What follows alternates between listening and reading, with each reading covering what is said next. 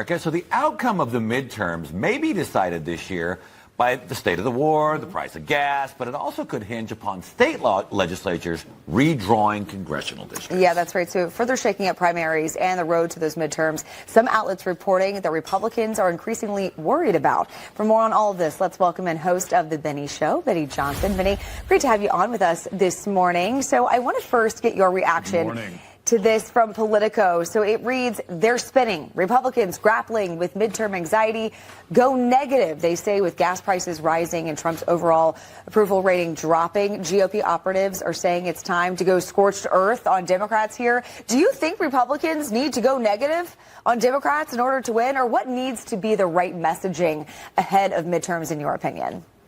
Well, hold on. What do you mean go negative? I want to set the table here. I think it's really important because what I heard from Democrats for the past decade or so as they were burning our cities to the ground and attacking me and my friends in the street is that it's not enough to just be against racism.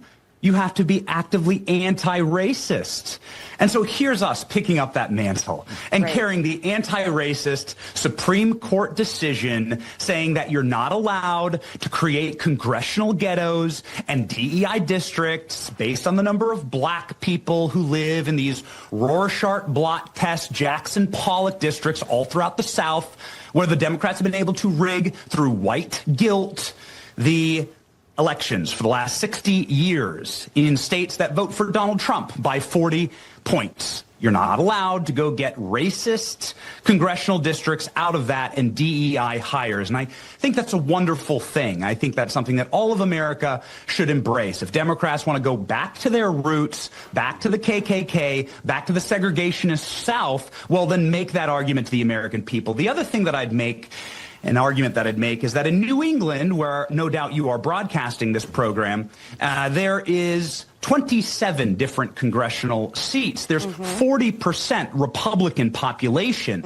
Zero of those congressional seats go to Republicans. Those 40% of Republicans have zero representation. And so my encouragement to the Republicans is to grow a pair and to deliver back some reparations for Republican voters. We deserve reparations for being disenfranchised by the racist Democrats who stole the civil rights of American voters and rigged our districts racistly. So, time for reparations for the Republican Deep South.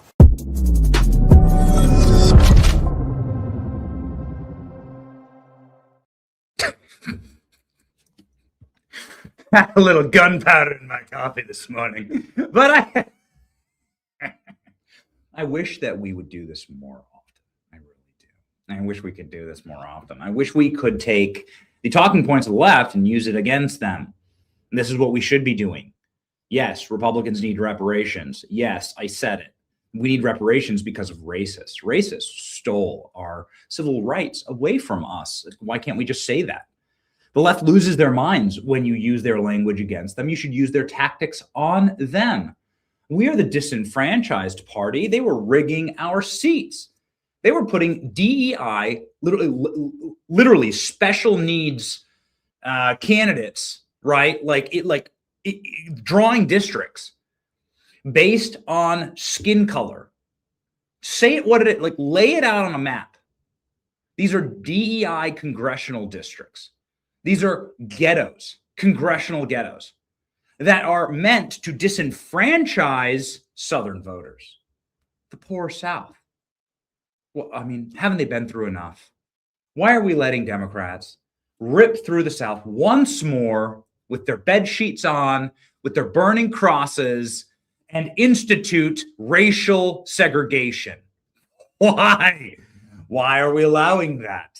It's a good argument. Wish more people had the balls to make it. We're proud to have made it this morning, just a couple minutes ago on Newsmax. And ladies and gentlemen, we're thrilled to be back with you. Today is a glorious May 5th. We're finally done with our stupid Star Wars jokes.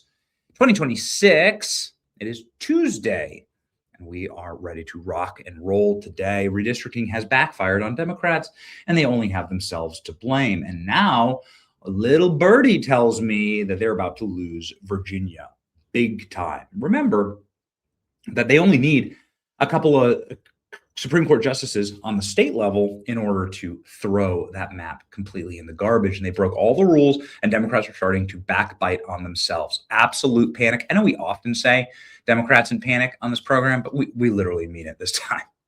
Secret Service shoots armed gunman near White House, but Trump wasn't the target. Very interesting story today. We'll keep you updated. Roger Stone, legend, joins the show. Chip Roy, legend, joins the show. My name is Ben Johnson, and this is The Benny Show. Patriot Mobile, our longtime dear friends. I don't know, Klein, you have the supercut of our, I know Thomas has it. Hey, Alex, could you grab that? Maybe we can pop it up. We just went to a Patriot Mobile sponsored event with America First Policy Institute. It was in Texas. We told you we were going to this. It was a blast. Anyway, the event itself was a rodeo. And I'd never hosted a rodeo before, but the owners of Patriot Mobile were there. Glenn Story and Scott and Livingston and his team, and they were amazing. It's just like awesome to partner with a truly patriotic company that loves America and loves our culture. Now, we've never hosted a rodeo before. I feel like maybe this is a something you got to have as an American card. Klein, feel free to pop it up whenever you roll through it. But if you have if you are an actual patriot and American and you love our culture, then host a rodeo. I can tell you it was a blast. As a barn burner, as we would say, where I'm from, it was deep in the heart of Texas, in Fort Worth, actually. And it was encouraging to see. It was encouraging to see the amount of love for America, America first. And Patriot Mobile was a big part of it. And so we're just thankful. It's very cool seeing the rodeo too. It's neat to see. Stand with Patriots today. Go to patriotmobile.com/Benny or call 972-PATRIOT and use a promo code Benny for a free month of service. Don't wait. patriotmobile.com/Benny or call 972-PATRIOT and make the switch today. Go ahead and check out all these people. Look at all these Patriots. Look at all these Patriots sitting here. Look at that packed arena. This is our event for America First. Packed arena, loving our country, saluting the flag, singing our national anthem. It's amazing energy. Don't believe the people that tell you our movement is over. We ain't over. We're just barely getting started, baby. Okay. Let's rock and roll. Okay, so the Supreme Court has just nuked from space Ketanji Brown Jackson. This is like a really important thing. Because Ketanji Brown Jackson deserves this, and she deserves this good and hard. The theater kids taking over our government is a real thing. It's something that Charlie Kirk constantly warned me about. This is an allegory that he would use, so I obviously want to give homage to Charlie, saying that what he recognized was that on campus, the libs had not become people who would debate. And he said this 10 years ago. They'd become LARPers. They'd become like they're theater kids. It's like theatrics. It wasn't about winning an argument. It was about who could like yell the lines loud enough, and who could deliver the most impassioned, screechy pantomime, right? And you've seen that. It's that's what leftism has descended into. And just like theater kids, they like to color their hair. They have septum piercings. You know, that buzz whenever there's a racist around, you know, like I don't know what that thing is. It's kind of, you kind of want to take like a little taser to it, you know. The point is that they wear these colorful costumes, they prance and dance around, they sing, they cry, but they are not serious. Just like the theater kids in high school. You don't want to be ruled by these people. These people are emotionally unregulated. They're not tethered to reality. They're not popular. Where did you go to school? Did you know theater kids? Of course you did. The theater kids, like generally very fragile and kept to themselves and like to live in like little dark corners of the school. Anyway, sadly, everyone from AOC to Ilhan Omar to every single left-wing man, right, who like cries on command, these people are the theater kids, by the way, crying on command. It's an amazing thing. Ken Martin is the chairman of the DNC. He was crying yesterday. He was breaking down in tears. He was like holding back tears yesterday because they're coming for his job, because libs have no money. They're losing their shot at the midterms, and now they're going to try and scalp in terms that only Elizabeth Warren would understand, the DNC chairman. And so it's going to be an interesting role through the midterms. We'll see if they actually kick this guy out. His name's Ken Martin. Anyway, could you imagine having the party chair like crying on command? I've never been a huge fan of the RNC. I'm not a huge fan of the RNC leadership. It just is what it is. The guy who's the RNC leader, his name's Joe Gruters. Anyway, I don't have any feelings against him. I just know that like RNC leadership writ large has been like just a bunch of cucks and a bunch of traitors. And Ronna McDaniel is like a great example. Ronna Romney is a great example of that. And we were proud to lead the charge that got her kicked out of her position. So it's not like I'm sitting here trying to, hype up, the RNC or the DNC necessarily. I'm here trying to say that there is a distinct difference. The RNC chairman is not crying on camera, not sobbing on camera. At least you're just shut. At least he's like shutting up and staying out of it. Like this is what I'd like for the RNC. Shut up, raise money, get Republicans elected. That's it. Ronald Romney McDaniel trying to be an influencer, and prancing around. And remember when we got her? Remember when we scalped her, right? To use a term that from Elizabeth Warren's culture. Remember when we scalped her? The first thing she did, ALX, what's the first thing she did? What's the first thing she did? The first thing that she did was run to NBC News. First thing she did was run to NBC to say, "Oh yeah, I want to go live in a corporate media box and betray my movement, our movement, and to go like get all of the glories and riches that the corporate media will give me." This tells you everything. It tells you exactly all you need to know about our leadership. Okay, so ladies and gentlemen, the theater kids. Not great, not good in the Republican Party, not good in the Democrat Party, and certainly not good ruling over you. And this is a very sad reality of 2026, that we have theater kids ruling over us. Ketanji Brown Jackson, by definition, is a theater kid. She's not even a real person. She shouldn't have a real job. In fact, her appointment to the Supreme Court, I would argue, is illegal because her appointment to the Supreme Court was based on race, and that's been found to be illegal. You can't hire in the federal government based on race. Joe Biden said he's going to hire a black woman. And this is something that, of course, was just struck down at the Supreme Court time and time again. The best way to end racism is to stop practicing racism. And Ketanji Brown Jackson is a perfect example of what happens when you stage a DEI theater kid hire. So here we go. Raggedy Ann. This is one of the people that are running your country, look at this. Look at what's behind her. Look at what she's wearing. Like, watch this and know that this is somebody who's actually, because of Joe Biden practicing DEI, this is what the left wanted to lord over you. Female empowerment.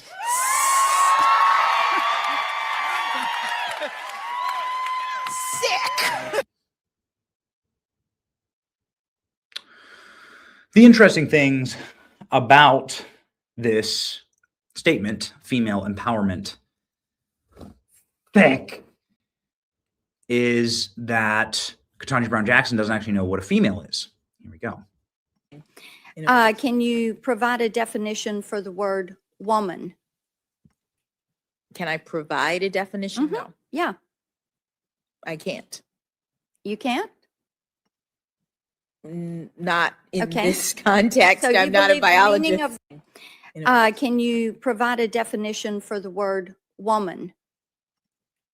Can I provide a definition? No, Yeah, I can't.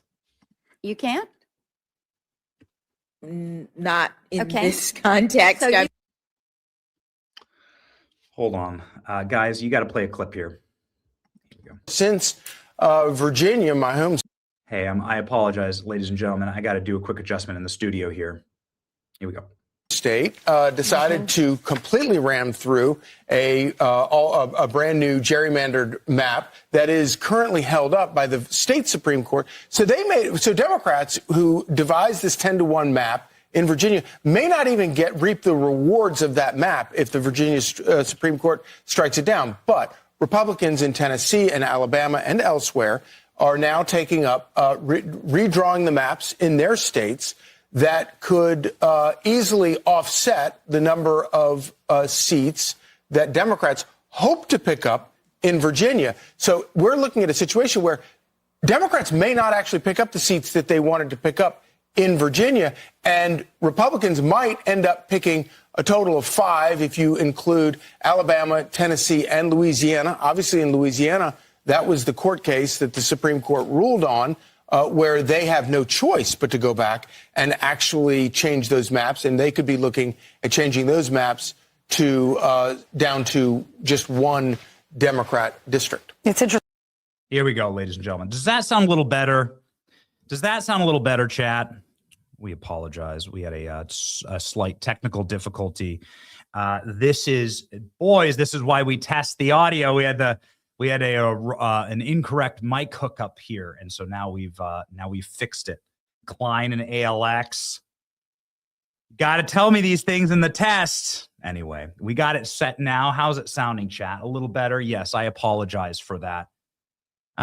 Building out a brand new studio. We're proud of it. And we thank you for your patience with us as we get everything absolutely perfect. And we are working on getting everything in this studio absolutely perfect. And so we thank you for that. We'll make sure that we do more thorough tests before every single show as we are kicking the tires on the brand new studio. Okay. Now that we're good. Yeah. Okay. Great. Okay. So, ladies and gentlemen, Ketanji Brown Jackson doesn't know what a woman is, even though she's on Broadway LARPing as a woman. The Supreme Court is allowing Louisiana to redistrict their godforsaken abomination of a congressional district here. And I think it is absolutely critical that we understand what is happening right now, because if you realize the position that Democrats are in this moment, then you'll start to realize the panic we are about to ensue, and it'll be instructive for you. You'll be able to hopefully protect yourself and to guard against what's about to happen, because they're about to lose an enormous amount of power. And the Supreme Court said that and they held, this is an 8-1 decision. They held that because this district is unconstitutional, because this district is a congressional ghetto, because this district was drawn by racist Democrats who want to draw district lines to benefit people or discriminate against people based on their skin color, wearing their crisp white bed sheets to draw these district lines, the Supreme Court saying that's wrong. And the best way to end racism in America is, of course, to stop being racist. And so the Supreme Court is allowing Louisiana to immediately redraw their district lines. Now, something that the left did on the court was to hold up this decision. This is something that is election rigging in and of itself. This was a decision that was made 7 months ago. The Supreme Court typically doesn't take 7 months to dole out their decisions. The left has been dragging their feet, hoping that they would be able to keep these fake, gerrymandered, racialized ghettos. These are congressional DEI districts that are electing, by the way, the dumbest and most corrupt members of Congress, that are disenfranchising Republicans, disenfranchising the South, the poor South.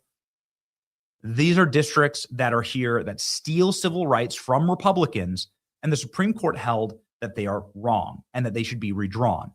And in a decision yesterday, the Supreme Court said you can do that immediately. You don't have to wait for an enactment period of 36 days. You can do that right away. And so these congressional districts now are being thrown right back to the state legislature to redraw the maps. And that's what's happening in Louisiana. It's happening in Mississippi. It's happening in Alabama. The cowards in South Carolina are not doing it. A guy named Henry McMaster, he's not redrawing a abysmal district represented by James Clyburn. This is weakness from Republicans. DeSantis got a district drawn and reestablished, 4+ Republican seats in like a matter of 24 hours after this decision. That's why people call him the best governor in America. Georgia won't do it. They're completely cucked. And so you have now a major issue, which is, do you have the will to power? And more importantly, the Supreme Court smashing down Justice Jackson, who was the lone dissent here. Again, there's no reason to dissent on this. It's already been decided 6-3. She is once again trying to hold up the ability for Louisiana to draw these maps. I mean, you got to just understand the evil of all of this. She's trying to hold up the maps so that she can keep the election rigged. They're doing this from the Supreme Court. They already found it unconstitutional. She's trying to keep the unconstitutional maps and arguing that the court shouldn't just allow the state to get rid of this racial abomination, this racist abomination that disenfranchises all voters in the state. And she went too far. Justice Alito has officially had enough of Justice Jackson. Justice Alito took Justice Jackson to the woodshed. This is like a disembowelment. This is a SCOTUS ruling unlike anything you've ever read, in favor, of course, of the majority, which is all of the liberals siding against Justice Jackson with the conservatives. It's been pretty clear. And there's something very interesting going on here. And Mike Davis talked about it, but I want to read to you from this concurring decision. The dissent, he's talking about Ketanji Brown Jackson, doesn't know what a woman is, accuses the court of unshackling itself from constraints. It is the dissent's rhetoric that lacks restraint. Listen to him go here. This is Alito, Thomas, and Gorsuch writing. Justice Jackson, in this suit, levels charges that cannot go unanswered. The dissent, and by the way, these normally are decisions that happen without any justices writing back and forth to each other. Most of the time, justices just say, it's been decided, just let the law be enacted. You got to give reprieve, right, to these people. You got to enact the laws. Again, just let the law go into effect. What was going on was unconstitutional. Give these people relief. But Justice Jackson, of course, who is chosen, who is an illegal Supreme Court justice, chosen because of her skin color, should literally be stripped of her robes and her gavel because of that, because her appointment itself is unconstitutional. She's finally had enough. Like the court has finally had enough of her. Listen to this. The dissent would require that the 2026 congressional elections in Louisiana be held under a map that has been held to be unconstitutional. The dissent does not claim that it is now too late for the state legislature or the district court to adopt the new map and complies with the Constitution, nor does the dissent assert that it is not feasible for the elections to be held under such a map. Instead, the dissent offers two reasons for the proposed course of action. One is trivial at best, and the other is baseless and insulting. It's just spicy. You never hear Supreme Court justices talk to each other like this, and the reason why is because the Supreme Court is a political body, and I think that this is critical to understand. Justice Ginsburg was able to manipulate 5-4 decisions in her favor. Why? Because they liked each other. The court, the liberals and the conservatives on the court were there about the institution. That's the Supreme Court that you were raised with and that I was raised with. The Supreme Court typically was not a humiliating activist theater kid prop center, with big squeaky hammers, big squeaky gavels. It is now. Joe Biden made it that way. And the people that remember the old court are sick of it because ultimately they're there to protect their institution. And the more activists you pack out of that court, the more you degrade it, the more that you degrade also the good faith in between the justices that can get you a win. If you're really smart about these kind of things, if you're really smart about politics, we have Roger Stone joining in a moment. He's one of the smartest guys in all of politics.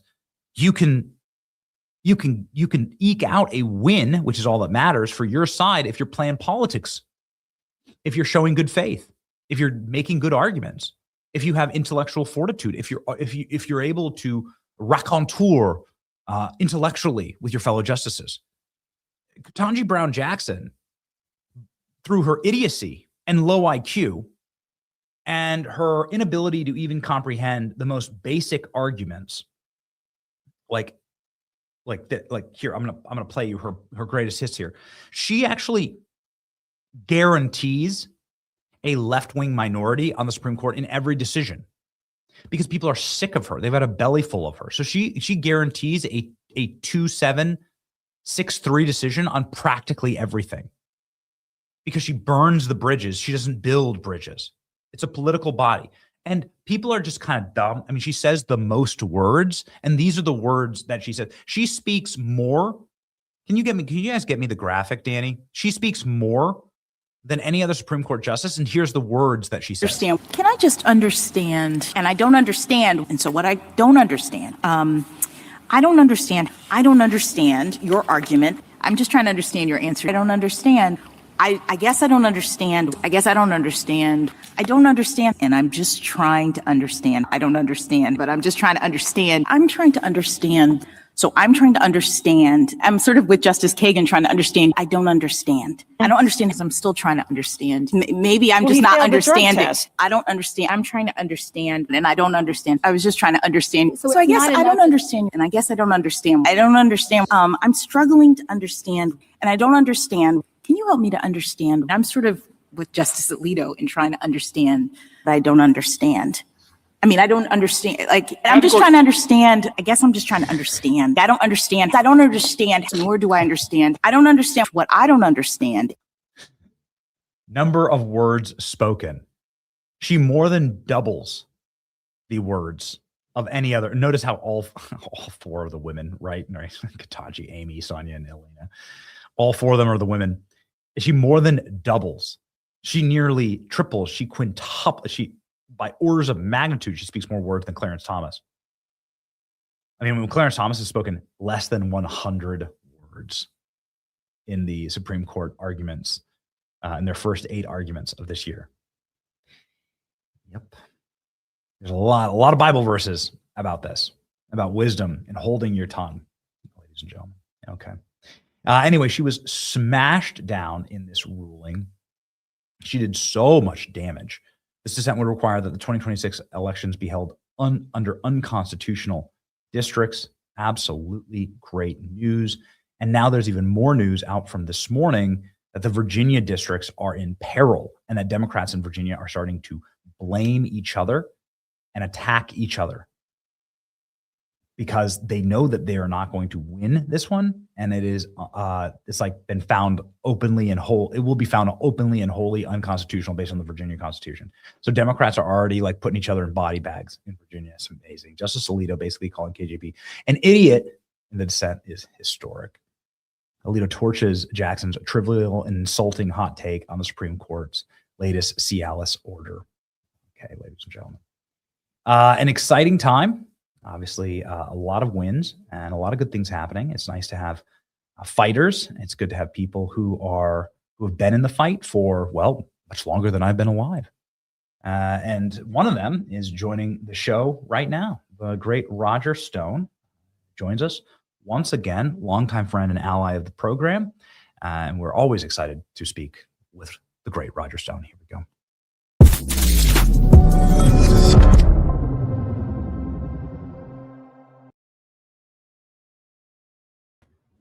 Roger, welcome back. There is a video of you dancing that is all over my timeline. It is constantly viral. So congratulations on that. Well, Benny, first of all, I have to say, if Judge Jackson's IQ was 1 point lower, you'd have to water her like a plant. I mean, literally, she's an embarrassment to the Supreme Court. She's a DEI hire. I think we recognize that. This is a court that has had great members, left and right. I'm talking about Thurgood Marshall as well as Anton Scalia. She's an embarrassment, and this dissent on her part, and the way the other justices smacked her down, which, as you're right, never happens, speaks volumes. Yes, it absolutely does. I don't know where we're going to land with some of the other rulings at the Supreme Court, but I do know that there's a man that is heading to court perhaps many times over, and his name is James Comey. And this is a man who's, of course, led to great torment for your family. The dancing clip that I'm talking about is from this post from you. My house when we heard that the epically corrupt, sanctimonious, self-righteous former FBI Director James Comey was arrested. This is your post. It's since gone viral on X, as has your dance moves. And so why don't we start with that, Roger? Your takeaway on James Comey. Well, first of all, I am half Italian and half Hungarian. I'm Italian from the waist down. I think this is where I get my dance talents. But yeah, it's absolutely right. James Comey and I initially were charged with the exact same crime. It is alleged that I lied to Congress. Now, to lie to Congress under oath, your statement has to be both willful and material, meaning you have to have some motive to lie. Since there was no Russian collusion to lie about, what then was I accused of lying? The judge said in my sentencing, you have been convicted of lying to cover up for Donald Trump, to which I say, cover up what? And of course, on election day of 2020, the U.S. Justice Department was forced by a federal judge to release the full unredacted report by Robert Mueller. The judge refused to give it to my attorneys during the trial. She said she would read it in her chambers and give us the relevant sections. She seems to have forgotten page 168, where it says that they had found no evidence of Russian collusion, WikiLeaks collaboration, or any other crime on my part. Now, Comey was also charged with lying to Congress, and he's very clearly, I think they had a very strong case against him. He said under oath that he had never given any sealed material to any third party and instructed them to leak it to the media, but prosecutors had emails that included, and text messages that included him telling a law school classmate, I think, and mentor, Dan Richman, to specifically take information detrimental to Donald Trump and leak it to the New York Times. The difference here is the way in which we were arrested. He was allowed to casually turn himself in 10 days after it was announced that he would be charged. In my case, as you know, 29 heavily armed FBI agents arrived in 17 armored vehicles, a helicopter, and 2 amphibious units. They were wearing full SWAT gear, night goggles. It was 6 a.m. in the morning to storm my home to arrest me for the first time, nonviolent crime of allegedly lying to Congress. So why the disparity in the way we were arrested? That, I think, speaks volumes in itself. This is also exacerbated by the fact that CNN is allowed to have a camera crew 25 feet from my front door at the time I'm arrested. And CNN gets an award for their incisive investigative reporting from none other than the White House Correspondents Association. Here's the problem with that. I was arrested at 6:11. At 6:12, a CNN producer sends my attorney a copy of my sealed indictment, which will not be unsealed until 11:30 that morning. And when you look at it, it has no court stampings or time markings on it. But if you look at the metadata tags, it does have the initials of the man who wrote it. The most corrupt prosecutor in U.S. history, Andrew Weissman. Therefore, he is the man who leaked it. Now, leaking an arrest or a search warrant in advance of it being executed is a felony. But the judge in my case, of course, could care less. I think that it's instructive because the attention span these days on social media is the length of a life of a gnat. It's people forget, and so since this was 2008, is that Roger? Is that correct? 2019, actually. 2019. So we're pushing 7 years, right, on this, and you can see here the footage of Roger Stone's home getting raided in the small hours of the morning. CNN having their 4K cameras. So these are massive cameras that they set up, and it takes a long time to get them loaded and ready. And this was the op that was run. And this was the op that was run while Trump was president. It's like unspeakable. Can you share the footage one more time, please? And imagine what they're capable of now, today. And that's why I think a lot of people are arguing, as I think you are here, like where are the early morning raids? Obviously, this is a humiliation ritual. Where are the early morning raids on James Comey? Yeah, it's particularly outrageous in fact that my attorneys had been in touch with the special counsel's office the day before. This is a first-time nonviolent crime.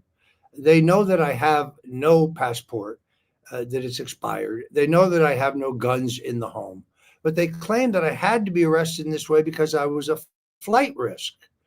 Where was I going to go? I mean, as my friend Sean Hannity points out, they pulled these 2 amphibious units up to the dock behind my home because I lived on the water at that time in Fort Lauderdale, and frogmen are jumping out with fully automatic M4 assault weapons. Yet when I go to my arraignment 2 hours later with shackles and a belt and so on, they don't require any cash bond. So if I was a flight risk, I'm also extremely recognizable thanks to CNN. Why did they make me put up a $250,000 bond? The whole thing was kabuki theater to put pressure on me so that I would flip on Donald Trump. That's what this was all about. Any misstatement I made in my testimony is immaterial. There is no crime to cover up. There was no hack of the Democrat National Committee, even though federal prosecutors say several times that there's additional evidence that they're not allowed to show. That's because there is no evidence. In fact, the forensic evidence by both experts and according to the actual forensic evidence is to the extent that any information was stolen from the Democrat National Committee, it was downloaded to a portable disk and taken out the back door. So the whole thing was unnecessary. My wife still suffers from PTSD. Normally in this situation, they would just tell your attorney to bring me in and turn yourself in, which is what I would have done.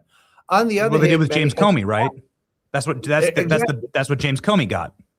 Or in the case of Jeffrey Epstein, they arrested him at Teterboro Airport, and the FBI agent thoughtfully threw his coat over the handcuffs so that Jeffrey wouldn't be embarrassed. It is a two-tier justice system, and it really is outrageous. Comey was allowed to saunter in the first time when he was arrested for lying under oath to Congress 254 times, just to be clear.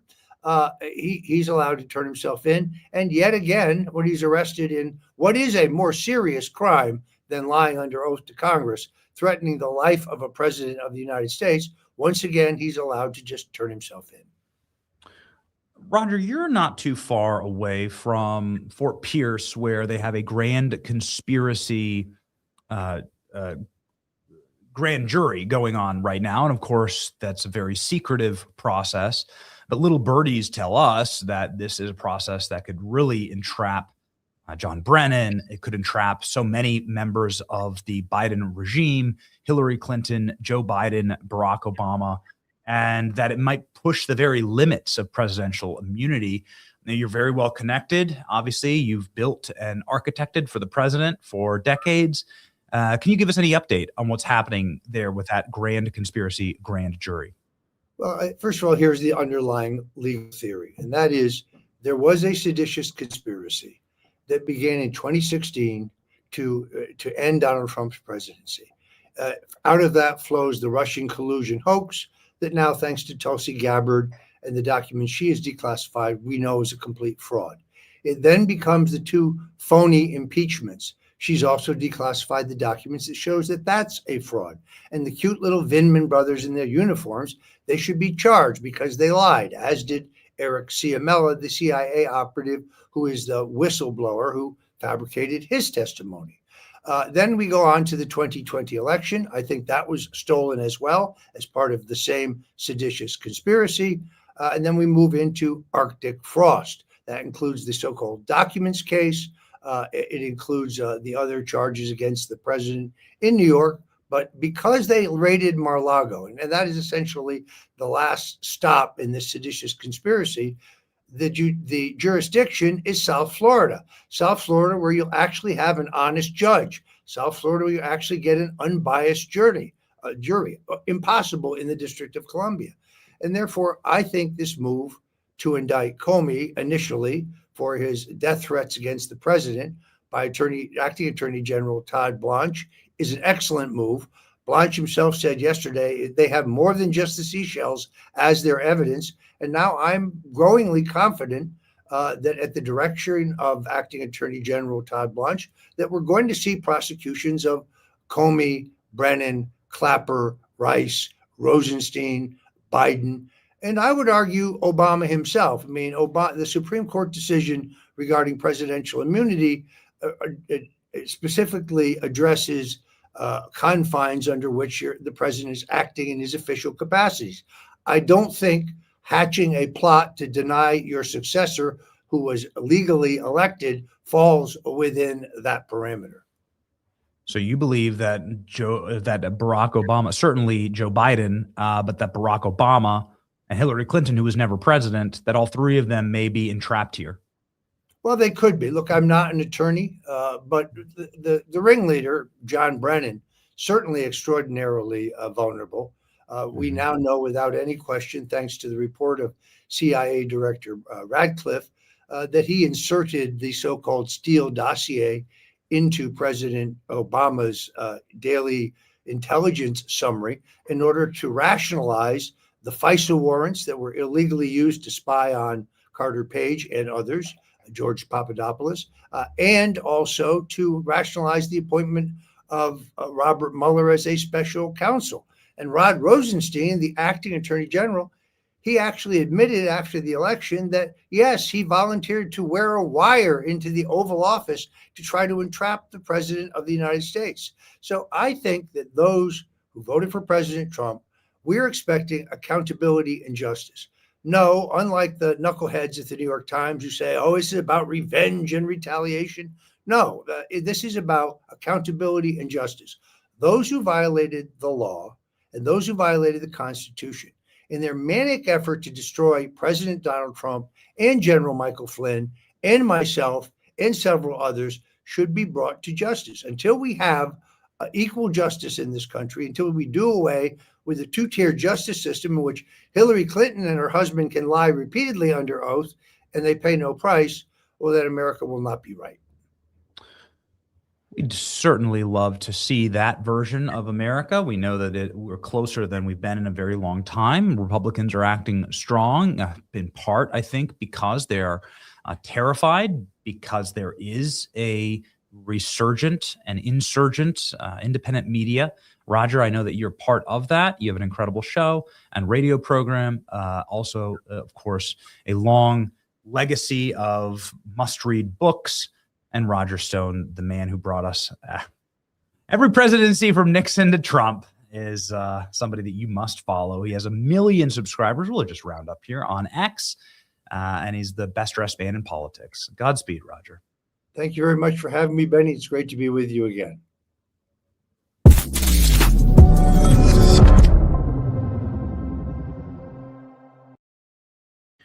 Just make sure that we grab Roger's locals there. We know that there's sometimes it's streaming, right? And so we are always live. We're going to be live. I think the president actually is going to be live here quite soon. He's signing a mysterious order from the White House, and it's always entertaining to jump on over to the president. I'd like to go through some of these maps, and okay, fantastic. I'd like to go through some of these maps just to show you exactly how dire everything is, starting, of course, with the New England map. And in case you're wondering if we're just being mean to Democrats here, they started it. Okay, they started it. Klein, let's rock and roll. So the New England map shows that 40% of Republicans in New England are, in fact, totally and completely disenfranchised. This is the map of 27 different states, 27 different districts. 40% of these states vote Republican.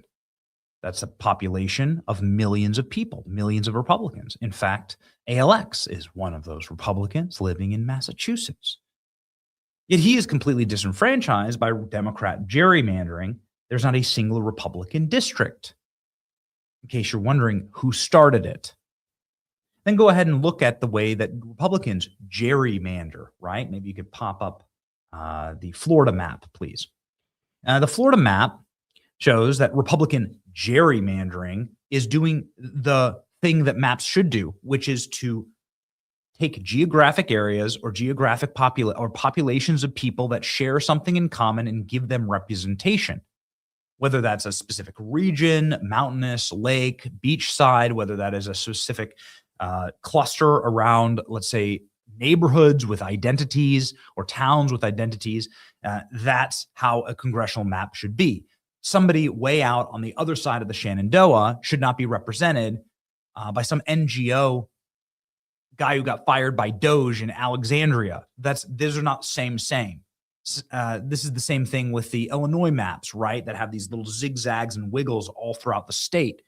These are taking people that share nothing in common and just rigging the map, typically based on racism. So these are good maps. Democrat maps look like you gave a crackhead a 8-ball and a Four Loko and a crayon and a piece of printer paper and told him to draw a map as you pushed him down a shopping cart through a mountain. It's not anything that has any type of like rational explanation other than election rigging. And we've all seen these maps, whether it's in Manhattan or whether it's in Illinois or whether it's in California. So the GOP maps look really sharp. Tennessee now is potentially going to be redistricting 1 seat.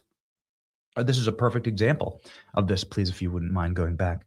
This is a perfect example. We actually did a side-by-side on this of the 4 states. Thank you. We did a side-by-side of what it looks like when the GOP draws maps. There we go. Nice little red squares. And then we could let's zoom on in here. Look at Illinois. Look at this. Now, these are proposed maps that would get rid of all Republican districts. Look at what these maps look like. Look at this. This is a equitable map of Mississippi and Illinois. What the hell? What the hell? I'm sorry, Alabama and Illinois.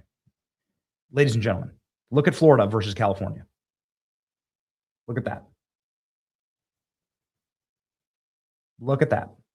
Look at what they'd have to do to California in order to get their hard blue map versus Florida. And it's the same thing in Texas. In Florida, it's totally defensible. And we did this, and it's going to work. Speaking with the Attorney General. So Florida enacted +4. Alabama, we were able to troll, actually, the governor of Alabama into changing her maps. Look at how abysmal these maps are. There's no explanation for that. Look at anytime you see a congressional district that does these quirky little lines, there's no explanation for that other than Democrat racism. Just think the KKK, right? Like when you see that. Just think burning crosses and crisp bed sheets. This is what Democrats want. What else? We had Tennessee on here. Throw up Tennessee. I know we have a huge audience in Tennessee. Tennessee is looking strong. Look at that. That's a nice looking Tennessee map. Looks like nice, broad, square or rectangle geographic areas. There we go. All right, ladies and gentlemen. So Democrats started it, and I know that you are going to love this news here with the Virginia certification. It looks like the Virginia certification is going to go down in flames. These are people broadcasting from Virginia.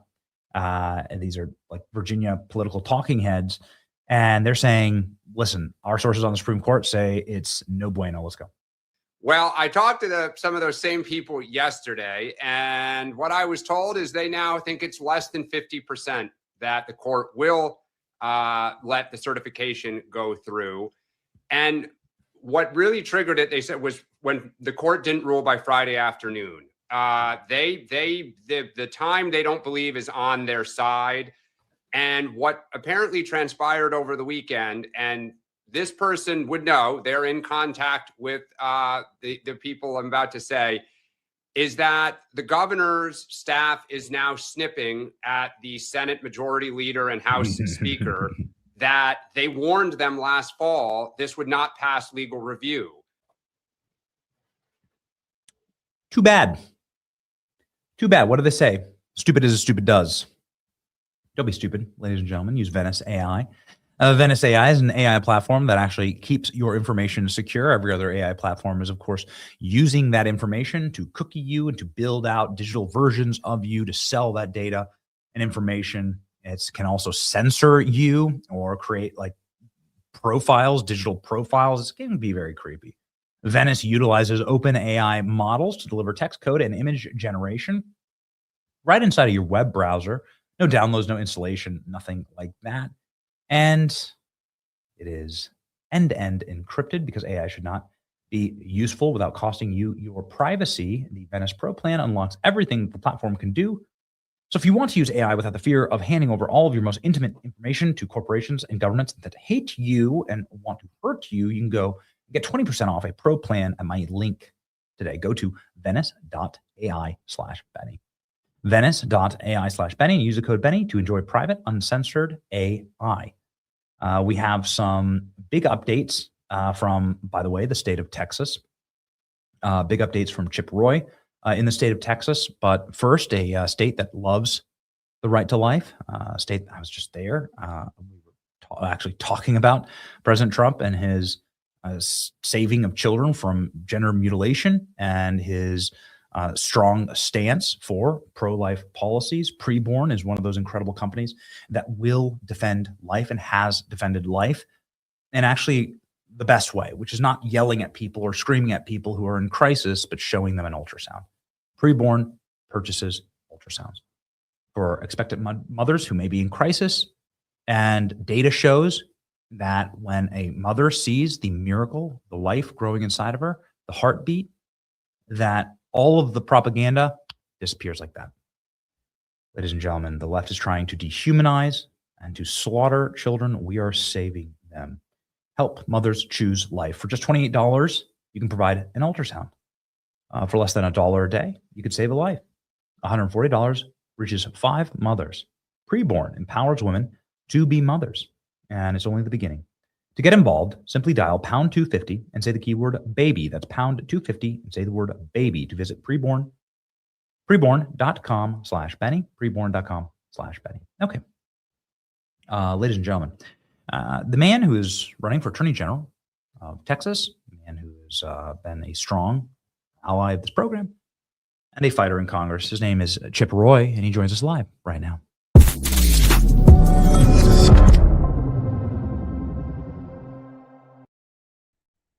Hey, Chip, how you doing, man? Morning, Benny. How are you? What's up? Okay. So wait, are we from a hotel room this morning? I don't even know. You're on the road so much, man. I was hoping to see you when we were in Texas the last couple of weeks, but there we go. Yeah, no, I'm at my house today. I'll be heading out to go to an event in my district down in San Antonio tonight, and Fredericksburg tomorrow, and Georgetown, Longview, Dallas, Midland, all over the state this week. How is the campaign going, first off? Great. I was in Montgomery County, just north of Houston. By the way, side note, where I learned a elementary school down there did a recent survey of parents and found out, what language is spoken at home. And English came in 4th place, Benny, behind Spanish, Farsi. I don't know what the third language was, Urdu or something. I don't know. And then English. This is what we're dealing with. And so I was talking to a bunch of strong conservative, America First, MAGA, Tea Party conservatives in Texas who are fed up with what's going on in Texas. People don't realize how bad it is. This is the primary reason I'm running for Attorney General. We got to get in the fight and make sure we stop what's happening to Texas. We're losing the state right now, Benny.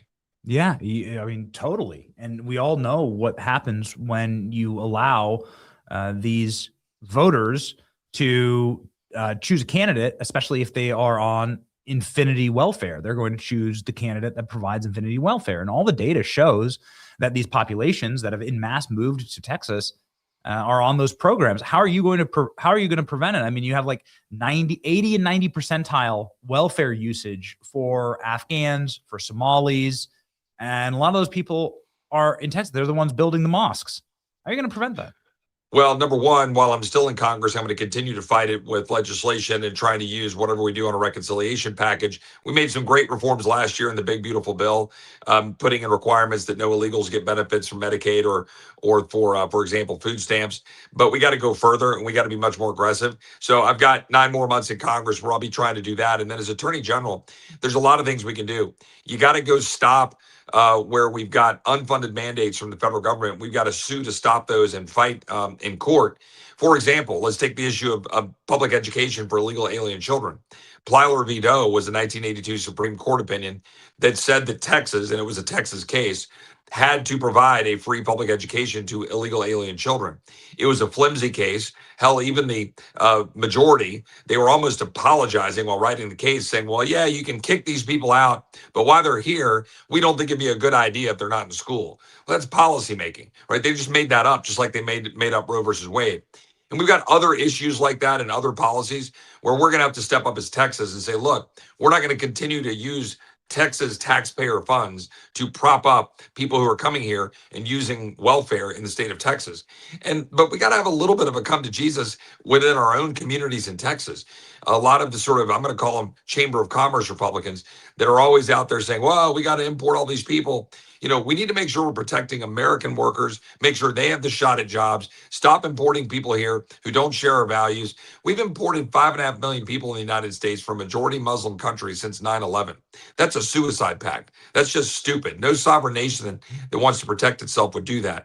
Texas needs to lead on that fight, not jump in bed and say, yeah, please send more people here because some people in corporate boardrooms decide they want something for the bottom dollar. Same thing with data centers, same thing with everything else. One of the big fights we have is against the corporate boardrooms, Benny. It's not just immigration. There are people here who don't give a crap about protecting our communities and our way of life and our Judeo-Christian values and our Christian values in the state of Texas. They just want to figure out what they can do to, maximize profit in the corporate boardroom. Can you explain that? What happens to a person's brain where you watch 9/11, and this is, of course, there was a Texas administration, right? It's George W. Bush and a lot of Texans and a lot of people who live in Texas and Karl Rove. And their response to September 11th was to pack infinity Muslims into our largest cities.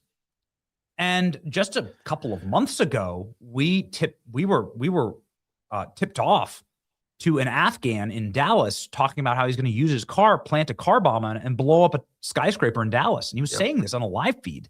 I mean, he's saying it's live on TikTok, Congressman. So, this is somebody who was clearly brought, they were brought here. It's utterly suicidal. What was that?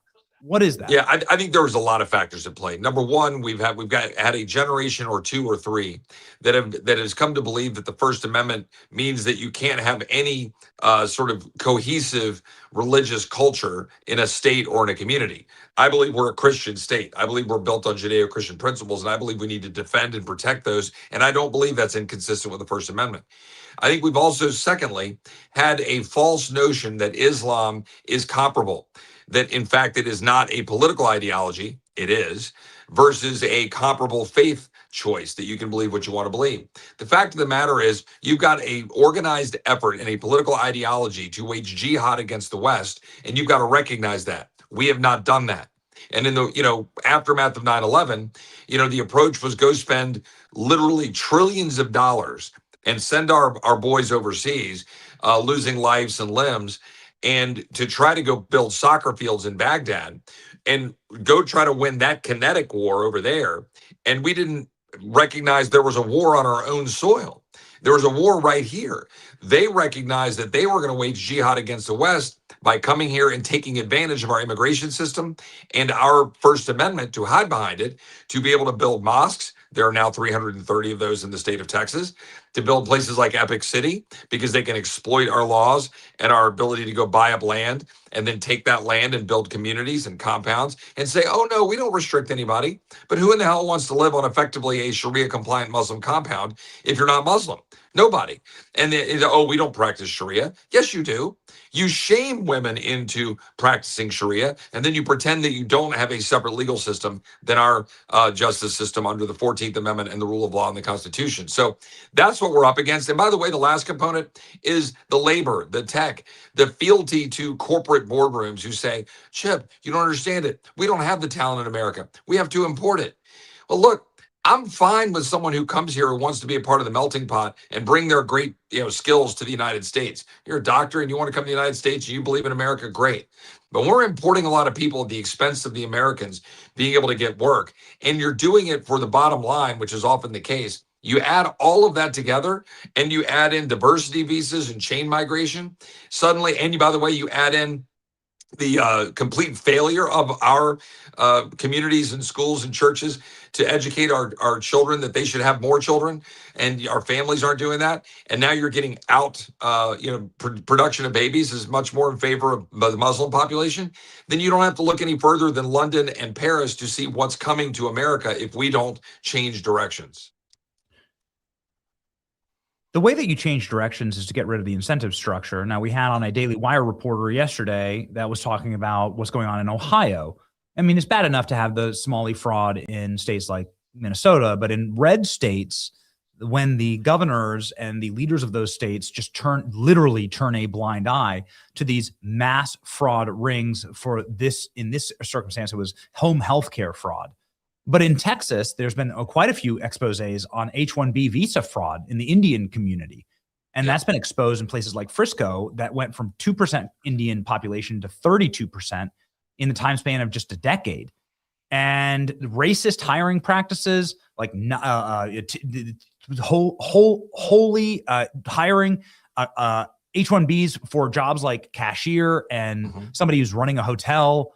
I mean, this is something that's been absolutely abysmally exploited by that community.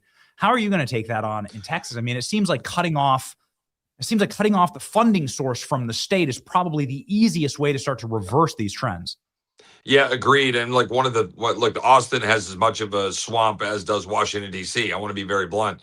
There's a lot of good folks down there, but it is a very big government with a lot of big programs and a whole lot of lobbyists that are down there every other session, with their handout and a lot of taxpayer funding of those lobbyists. So we've got to clean up Austin and make sure that we eliminate a lot of these funding sources and programs. And look, let me tell you, what you're describing in Frisco is 100% correct. And I know it well. My daughter was born in Frisco in 2011. My son was born in Plano in 2009. My wife grew up in Plano. We were living in McKinney when I was a federal prosecutor in the United States Attorney's Office. And I was prosecuting illegal aliens. I was prosecuting bad guys, gang members, people using guns in crimes. And I was living there, and it was a normal suburban community. And in fact, Frisco was still pretty small. It was starting to grow and develop. There were some, things getting built. But man, I got to tell you, I go back up there now. You go to a Costco up there, and you might as well be in Costco and freaking I don't know, somewhere in Bombay or something. I mean, it's crazy what you're dealing with. And like, we've got to recognize that as Texans, and we've got to stop providing benefits. We've got to call it out. And one of the things we've got to do is we got to have our own level of Doge in Texas that we're then putting pressure on the federal government to say, look, all of this money is flowing in here. And as Attorney General, I'm going to look at every NGO, every nonprofit, open up their books. I've already talked to our incoming comptroller, if he wins in November, which he will, Don Huffines, about our need to go through and look at all the books of all the government agencies. I want to open it all. I want to expose it all. As Attorney General, I want to find out, are you following the law? Where's the money coming from? Where's the money going? What's federal? What's state? Or is this compliant with the law? Is this compliant with the Constitution? And expose it all so we can peel it back and protect our communities and our state. So as a federal prosecutor, I know that you probably followed very, very closely the new rulings out of the Supreme Court. Texas, of course, had some challenges and won those challenges for the Texas maps. The new ruling, Cialis versus Louisiana, that's a bombshell one. But it's Virginia that I'm the most interested in right now, because in Virginia, I mean, that was just such an obvious rig job, and it was so immoral and it's so grotesque and so openly, baldly partisan and disenfranchising. And now it looks like they're going to get smacked down by the Virginia Supreme Court. What's your over-under on that, Chip?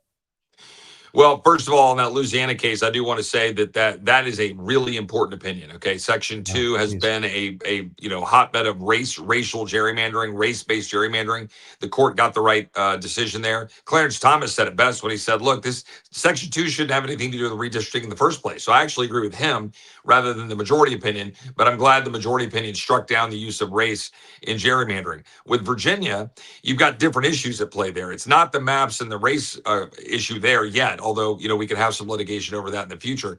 The issue really is did the legislature, did they follow the law? Did they follow the law with how they handled setting up this referendum? It looks very clear to me when I read it that they did not. Our friend Ken Cuccinelli, the former Attorney General of Virginia, has outlined all of the ways in which they did not follow the law. I'm not as expert on it, but for example, they set up essentially a sham. It's supposed to happen between two sessions, but you have a session that was a special session on the budget that you then had overlapping with the actual election. You're not supposed to have that. The election's supposed to be between them, but voting was already underway while that special session was underway. There were other issues with the actual text of the referendum itself, which was problematic. By the way, borderline fraudulent in terms of how it was written. and other issues that I think the Virginia Supreme Court would be correct to toss it out. Now, will they? I don't know. It's the makeup is weakly Republican, right? In terms of the appointments, the way they're appointed by the legislature in Virginia. It's Republicans have appointed a majority. I think it's a 7-seat court, if I remember correctly. This is from memory. I think it's 4-3, and I think 4 of the Republicans I think 4 of the seats are tacitly Republican. I might have that wrong, but it's weakly Republican. So, but the fact that they didn't allow them to begin the conversions and the redrawing of the map and like to move forward is a pretty big decision. Yeah, it's a good sign. Okay. And look, we got to hope that that's the case, because that's 4 seats. And look, we got some good folks there that would get knocked out, right? I mean, you got Ben Klein, you got Morgan Griffith. Those are 2 Freedom Caucus members. You have several Republicans in that state. I'm glad to see what Governor DeSantis did. Thank you for showing all those maps to the viewers out there, because it's so critically important to show how different it is. Texas, if we go to 30-8, it's a reasonable map. But now they're all saying, oh, you guys started this war on the maps. That is total garbage. New England, as you pointed out, 0 Republicans. California is effectively all blue. Illinois is insane. And they want to look at us because we said, wait, what's good for the goose is good for the gander. And now Texas is 30-8. Cry me a river. Like, if we want to all level the playing field and say that it's going to match the relative mix of voting, fine, I guess, but that's not the way the Constitution and everything works. So if they're going to do it that way, there's no reason we shouldn't. And I think Governor DeSantis did a good job in Florida as well. Moving on, I know I'm not sure this is necessarily in your wheelhouse, but it's of public interest. The James Comey indictments and the grand conspiracy grand jury here in Florida. Are we going to actually be seeing something roll out of that, Congressman? Yeah, I don't know. And full disclosure, I haven't studied that in any great detail, but I know that Comey is deserving of it. I mean, I was glad to see the indictments for the threats against the president. You can't do that. And I mean, you're a former sitting FBI. I mean, come on. It's absurd that you would do that. I mean, you're clearly trying to poke the bear and go into an area where you're trying to heighten the threat against the president.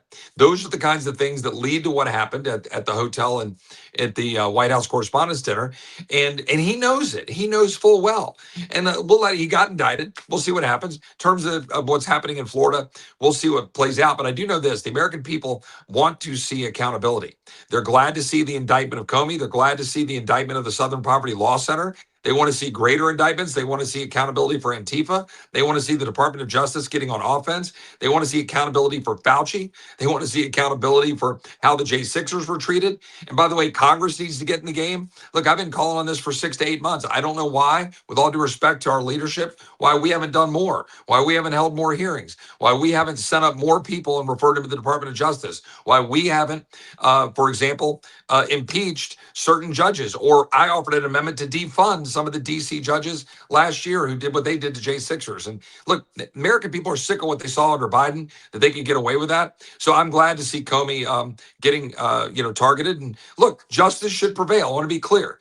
As someone who's an officer in the court, and takes it very seriously, justice should prevail. Nobody should get railroaded for political purposes. But look, he's threatening the president, and there are other questions about Comey as well that need to be continued to be looked at. My producer is telling me that you've just introduced new legislation that you would really like to see efforted over the finish line. You referenced it, I think, twice in this interview, and I want to give you an opportunity to talk through it. Forgive me, this was sent live during the show, and so let's pop it up here, Congressman. What are you newly proposing here with the end? Yeah, well, so as you know, that I've been trying to get out there and demonstrate to the people that there's so many abuses going on. You've talked about the H-1Bs a lot on your show. Thank you for doing that. Sarah Gonzalez has done excellent reporting on that over at The Blaze. But I've got the bill the PAUSE Act to pause all immigration and other bills. This one is highlighting something that a lot of people may not be familiar with. There's something called a U visa.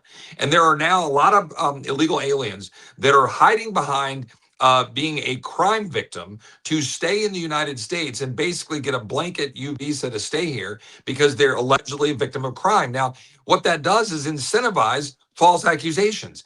I had a resident of Austin who I visited with, talked to on the phone, who was accused of a crime falsely, as it turns out.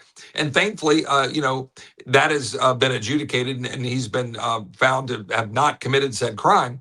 But you had an illegal alien saying, yeah, that guy committed a crime. So that person could claim a U visa and stay in the United States. We're seeing this now more rampant across the country. There was a case up in Massachusetts a few weeks back. I've had this bill drafted for a while, but we've had so much going on, I hadn't filed it. So I filed it last week because we saw that case up in Massachusetts. It's absurd. And by the way, there are lots of ways you can stay. If you witness a crime as an alien, even a legal alien, you can stay in order to present the evidence against the crime. Let's say you witnessed a crime of fentanyl or gangs or cartels. We give a path for that, but this is just a basically get out of jail free card to be and be able to commit fraud in doing so, and frankly endanger American citizens, encouraging them to lie about crime and falsely accuse people. So we should end it, just like we should end the FACE Act, just like we should pause immigration, just like we should stop importing people from majority Muslim countries. That's the common sense stuff that we need to do. But unfortunately, we have a Senate that is hung up on the fake filibuster notion of 60 votes, and it's hard for us to move anything right now. Very hard. And it's, I just, the more that I look at these maps, the more that I see the direction the country is going, the more you study what would happen if we passed the SAVE Act. If you pass the SAVE Act, you'd flip New Mexico red. Yep. That was the new research that came out yesterday. Right. You You would swing every swing state 5 points to the right. And Benny, what's so frustrating is, as conservatives, you, me, viewers of this program, of course, I like that the Senate can slow down bad legislation. I don't want to get rid of the cooling saucer ability of a member to go to the floor of the Senate and filibuster, stand up, talk. Mr. Smith goes to Washington. I think that's a great feature of the Senate. It's not being used. It's fake. We're setting a 60-vote threshold that Republicans, namely Mitch McConnell, Tom Tillis, Susan Collins, Lisa Murkowski, are hiding behind to stranglehold our ability to move reform legislation. And when Democrats get power and they have the House and the Senate and the White House, they will 100%, mark my words, they will absolutely nuke the filibuster.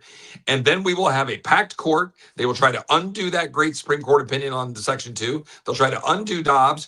They will then make D.C. a state. And then we're going to be, left with trying to figure out what to do to save freedom, because we don't have a Senate right now that's willing to say, you know what? We got to take action right now, where we have a president like President Trump willing to lead, where we have a House majority that we're not perfect. We should be doing more. And I've had that fight internally, but we've done some good stuff that's sent over and died in the Senate. And I think if we got some of that moving, I think we could pass more. I wish the Senate would just get the hell out of the way and stand up with the American people. But we're going to continue to fight for the next 6 months, because otherwise we're going to be in trouble in November if we don't lead. Now, the maps are hopefully going to go our direction and we'll get a few more seats. But we got to lead if we want to win in November. Did you see that polling did you see that data on the SAVE Act? Like what would happen if you had like firm citizenship requirements on in these elections?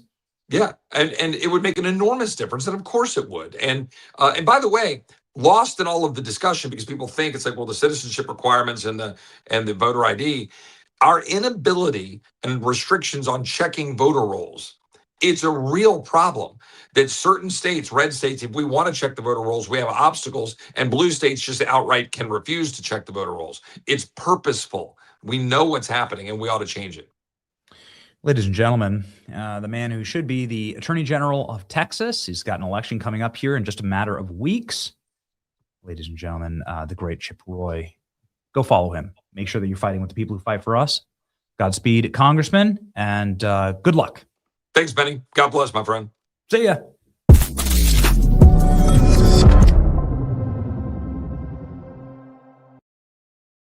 All right, ladies and gentlemen, if you want to see the data that we were just talking about, here it is.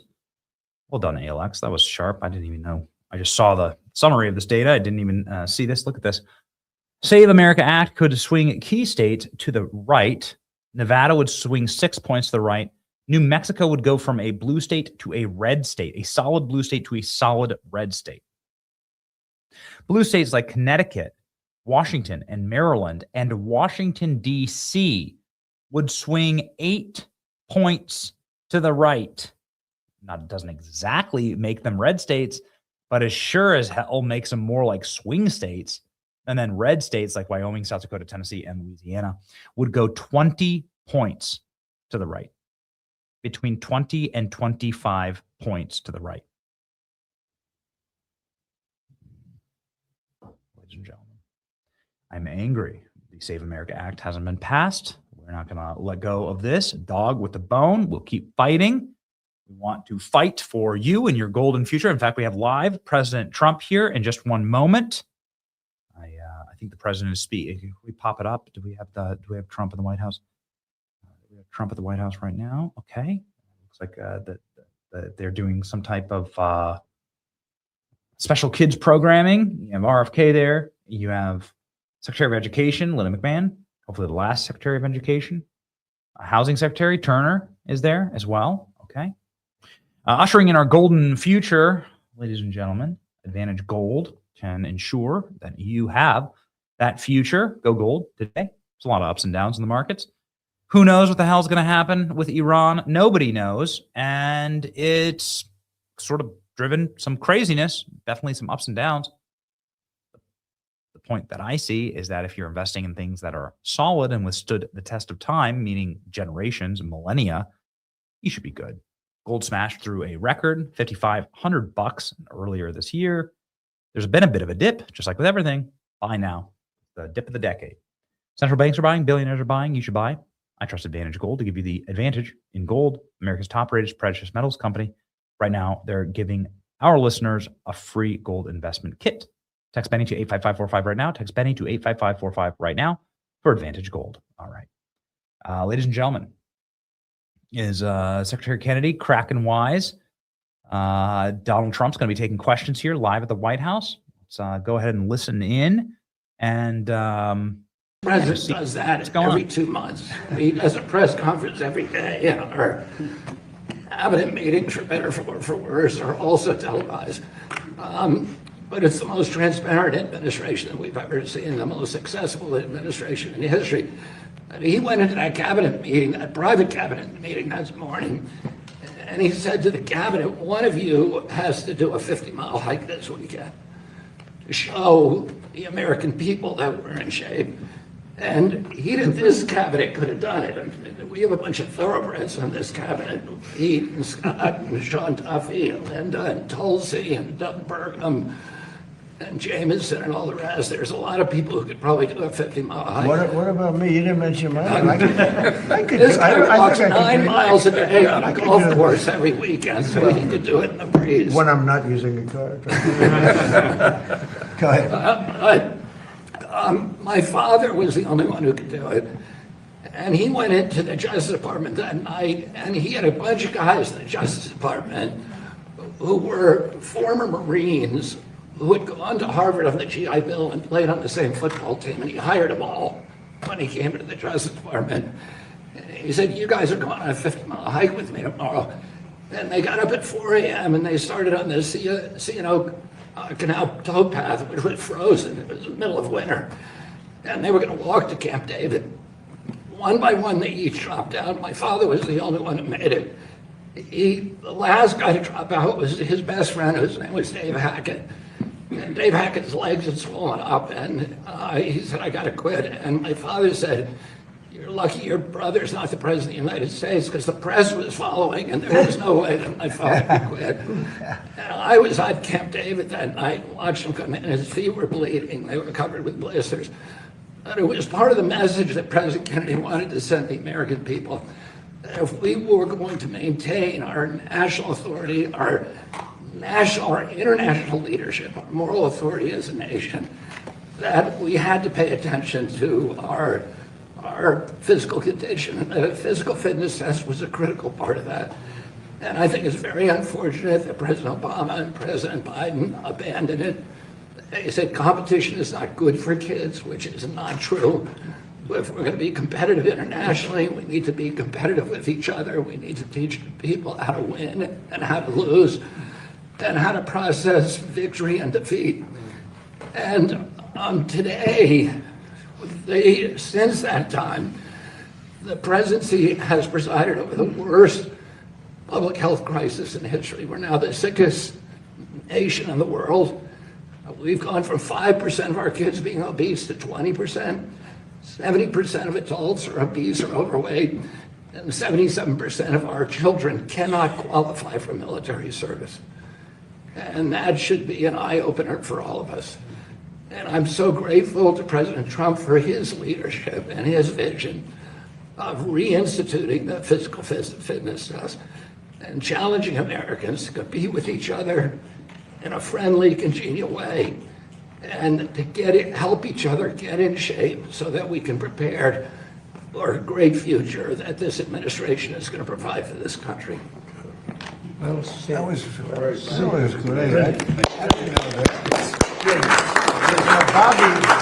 Bobby, do you ever see a picture of Bobby working out? It's like, I said, you got to be kidding me. He's in great shape. I didn't know that about your father. That's very impressive, huh? Did he work out a lot, Bobby? He was a great guy. He was an athlete, and he was always in good shape, and he played sports every weekend. Was he, your uncle was a great athlete too, wasn't he? A very good athlete. My father was the only one of the brothers that lettered in football. Oh. Jack was a swimmer, which allowed him to save his crewmates when his ship went down off the Solomon Islands. So he was able to swim, drag one of his shipmates to shore because he'd been on the swim team. It's a great story. Very interesting. Bobby, that was very good. It's quite interesting. Everybody was listening. You know, usually people are sort of wandering off as people speak, but not when Bryson speaks or when Gary speaks. Go ahead, why don't you start it? Yeah, Secretary Kennedy, thank you for those inspiring words from your uncle, and thank you to the President of the United States for helping reestablish this presidential fitness test. It's been something that we've been looking forward to doing for a long time. Since 2013, I remember going through the presidential fitness test as a kid and getting that award, and it was quite an honor. So being up here and a part of that is quite instrumental and going to be amazing for our nation's future. Reestablishing the golden standard of the presidential fitness test has been a huge deal for me. Is that these kids now are going to have a healthy future. That's really an important thing for us to note here. Is that we want to make sure our kids have the best opportunity to succeed in life, and not only from their mind, but their health and their well-being. Their physical fitness is a huge priority to helping them become better human beings in general for our nation. And so what's quite honestly cool is Secretary Hegseth here has allowed us to be involved in over 160 schools, military bases with DOIA and institutionalizing this presidential fitness test in those schools. So I have to say thank you so much for helping establish that, and hopefully here soon we can do that across the nation, of which we believe will have a tremendous effect on these kids and their future. So I just wanted to say thank you to the President, thank you to the cabinet members for everything you've done, and we're going to go out there and have a great day on the field and give these kids some fun things to go and play with, whether it's football, soccer, doing some pull-ups. Can you guys do pull-ups? No? We'll help you. We'll help you. But that's a part of the presidential fitness test, is aspiring to help these kids become a better version of themselves. And that's what I couldn't be more excited to be a part of. I want to say thank you to the athletes that are here today and to Gary Player. He's always been an inspiration to me, and albeit I'll never get to your record, I thank you for giving me aspirations to hopefully get 1/8 of what you have. So thank you. And lastly, just want to say to the kids, most important thing you can do is always get 1% better a day. That's the most important thing I can give you guys. Try to be a better version of yourself every day, because one day you could be up here as well. You could be up here as well. So thank you, Mr. President. Thank you for everybody for being here, and I can't wait to see what we can do out there today. Good. I just want Trump Q&A. I want Trump Q&A with the press. And this is really for Bryson, because he's worked so hard on this. He really put it together. He's got the best athletes in the world. I think it's actually 41 or 42. And all top people, all big names, top people, and they all want to do it. And Bryson, I was given a little idea by Bobby. He mentioned Camp David, and it's a special place. And I think we should have our next meeting, the full meeting at Camp David. Okay? Sounds great. So it's like a very special place. Amazing. So we'll do that. I'd love to have Gary say a few words. He's won 168 tournaments. Think of it. That means he won every weekend. I say, well, when did you not win? It's a record, I think, that will never be broken. And he won 18 majors, 9 senior and 9 regular, and many other things. And he is a very special guy. And, you know, if you think about the power of positive thinking, I don't know if Gary has the time, but he is the youngest winner of the British Open, what they call now the Open Championship. And he won it when he was 23, I think, Gary, right? 23. Yeah. If you want, you could tell that story, because these are all people that love sports and they love golf. But the way you asked, you'd like to practice. My name's Gary Player. I'm from South Africa. You're not giving me the time to practice. I must practice on this course. And the people thought, who is this? He said, you don't understand. I'm going to win this tournament. They never heard of him. He came out of South Africa. He was winning everything. He won the South African Open like 14 times or something. It's incredible. But if you want to tell that story, I think it's a fabulous story. But as a man with a powerful, it's really the power of positive thinking. Go ahead, Gary. Well, Mr. President, first of all, thank you very much for having us and hosting this today. I've been around almost every president for the last 65 years. And I've never seen a president that loves this country as much. They all did, and they all did great works. But I've never seen a president that loves the country as much as you do. And I say thank you, because I've traveled more miles than any human being before without being repetitive. And I've never seen a country like this. The freedom that exists, which is so important to all of us. And you know, sport can change the world. It can give people a chance that don't have any hope. It can give them hope, as we've seen. Many people with little education have become world champions. Only in America have you got that opportunity. And the other thing is, to Mr. Kennedy, who I have utmost respect for, you know, my great dream now, I'm finished with tournament golf, my great dream is for the youth of America. The youth of a nation are the trustees of posterity. These are the people that are going to be the future champions. And when I talk, I always talk about the importance of fitness. It's so important. Please, can we bring it back in the schools? And as Senator Kennedy has so aptly said, to eat properly. This is so important, what you put in your body. And the big thing that I wish, and I pray every day, and wherever I talk, and I do a lot of talking, I say to the young people, just love this country, because you don't realize what's going on around the world. Even the students of the great universities of America really don't understand what's happening around the world today. There is a silent war taking place against America today. And what we've got to do is make these kids realize that freedom and exercise and education, start reading some books. Yes, keep your phone, but also read some good books. And listen to what Mr. Kennedy has said. What you put in your body is so important. What a wonderful job he's done, and all your cabinet members, of which I say thank you for maintaining this great word, this cherished word, freedom. Thank you very much, Gary. And Gary is way ahead of his time, always. And how many Masters did you play in, Gary? It's a record, I think. 52. 52. Think of it, 52. And most of them you had to qualify. After you won it, how many times did you win it? 3. So when you win it 3, you get to play a little bit. But most of the time you had to qualify. But 52 Masters, it's amazing. And did well in every single one of them. Pete, could I ask you to say a few words? Sure. Yes, sir. You could maybe speak a little bit about a subject that they want to hear about also, if you want.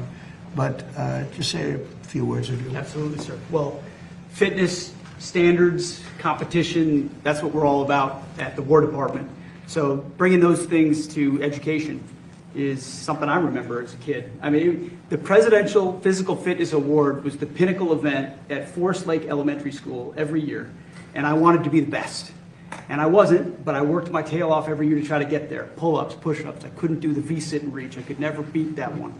But I remember it because it was something my country clearly elevated as important. We should be in shape. We should compete. And there's winners and there's losers. That we need to infuse into our young people. And obviously it takes young people to run a military. And as the Secretary pointed out, almost 3/4 of American young people do not qualify for military service, and a lot of that has to do with their physical fitness. So we're proud at the War Department to put this first into Department of War education activity. Our schools, 161 of them, across 30 installations. It's going to be mandatory for the young kids of those service members who use those schools, and we hope that's a pilot for all of American education. We hope the rest of America follows We need young, strong, healthy Americans, whether you serve in the military or any other aspect of your life. And I think this presidential fitness test, Mr. President, is a perfect thing to restore.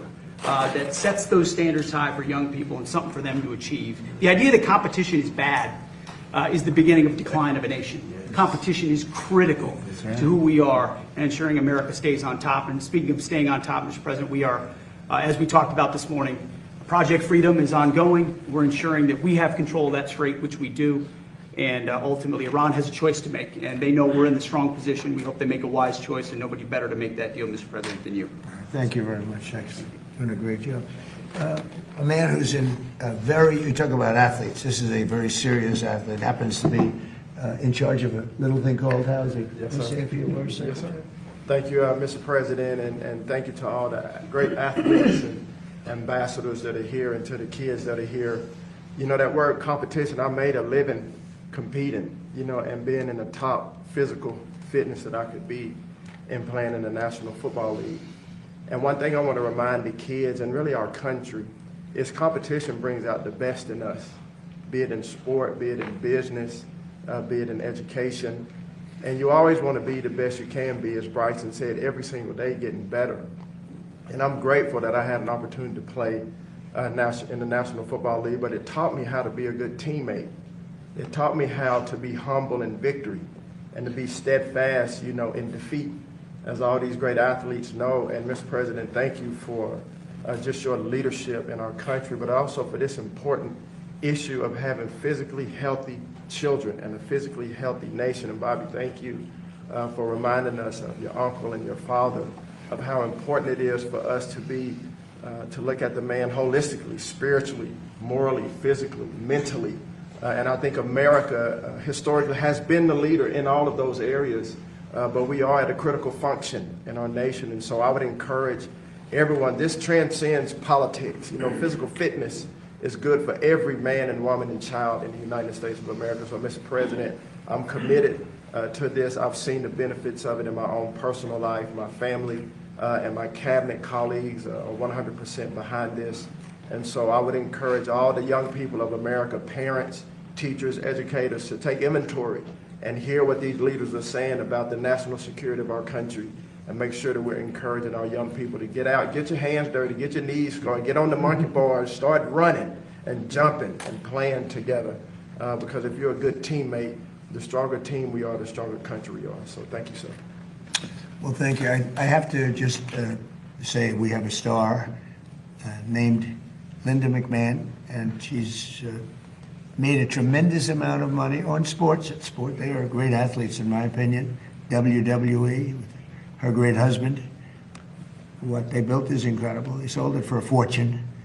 Billions and billions of dollars.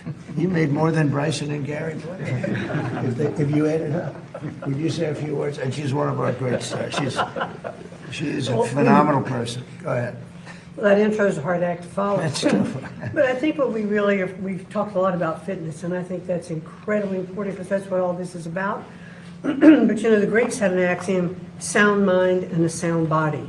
So as the Secretary of Education, clearly, I want all of our schools to be able to adopt, you know, these programs. We don't control curriculum from the Department of Education, but I sincerely hope the emphasis that is being refocused on kids and being fit and being able to compete. That's what you said, Pete. All of us are saying the same thing, but let's not forget, it's about also a sound mind and a sound body. In order to have a sound mind, you do have to eat well, you do have to exercise, you do have to train, and you do have to be fit to do that. And if we all are, we are the best of who we can be. So I encourage all of you to enjoy playing and competing and being good sports, you know, while you're doing, but don't forget you're studying all of your academics because it is all part of the total package. Thank you, Linda. Great job. Appreciate it. So we have a couple of other guys. If you guys wanted to say anything, or we'll just take some questions. And if you'd like, you could ask the big guy. Take questions. How fast did he throw it? He threw it very fast. It was very scary. Scary. Do you want to say something? I guess I'll just reiterate the thanks, Mr. President. Thank you to the cabinet members for this opportunity to be here. Thank you, Bryson. to allow me to be in this elite company of people. It's a pleasure to meet all you guys. And I mean, look at you. You're the embodiment of the physical fitness test. So you got to get you on those seriously a good physical specialist. And Coach, you've done great at Florida. Thank you very much. No, incredible honor to be here. This is something that I'm passionate about, and I think it's imperative that we're doing this for our youth right now. Through experience, my wife and I have 2 young kids, 9 and 7. They're very active, very athletic, but I can see some of their classmates and some of their teammates, staring at screens all day.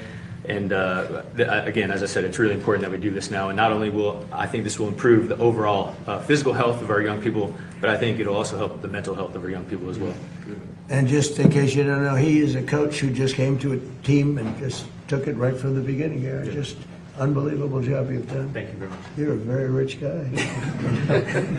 She'll pay him anything. I want to represent him. She'll pay him. He comes in and it just boom, this way. Congratulations. Who's going to win in hockey? It's a tough one. Colorado's the favorite. I like Minnesota, though.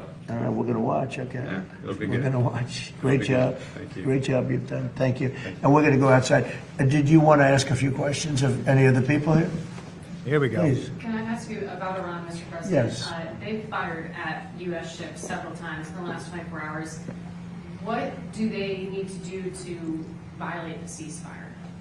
Well, you'll find out because I'll let you know. They know what to do and they know what to do. They know what not to do, more importantly, actually. And, they fired them in little boats with pea shooters, the pea shooters, little boat with little, you know why? Because they don't have any boats anymore. Their Navy is comprised of, they call them little boats, right? Boats or little boats. And they're fast, yeah. They're so fast that that they had 8 of them and they're all gone. And they're fast, but they're not fast like a missile. A missile is slightly faster.